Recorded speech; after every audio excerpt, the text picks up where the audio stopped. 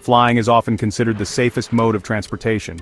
Yet, certain airports around the globe challenge this notion, pushing pilots to their limits. Today, we explore the top 5 most dangerous airports in the world, where every landing is a testament to pilot skill and nerve. Perched at an elevation of approximately 9,383 feet, Tenzing Hillary Airport, commonly known as Lukla Airport, serves as the gateway to Mount Everest.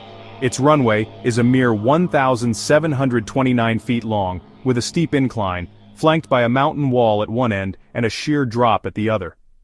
The lack of go-around procedures and rapidly changing weather conditions make it the most dangerous airport globally. Paro International Airport is one of the world's most challenging airports. With a runway length of just 6,500 feet and no instrument landing system, pilots must navigate a steep 45-degree turn and rely solely on visual cues.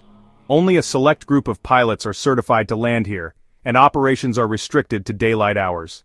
Courchevel Altiport serves a popular ski resort.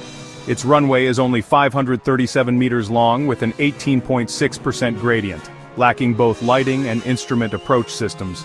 The surrounding mountainous terrain leaves no room for error, making landings here particularly treacherous.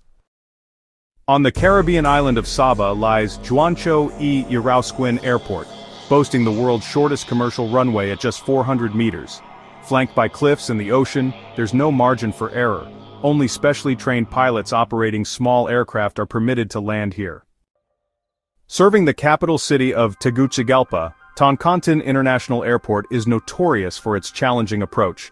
Surrounded by mountains, pilots must execute a sharp turn before landing on a runway just over 2,000 meters long.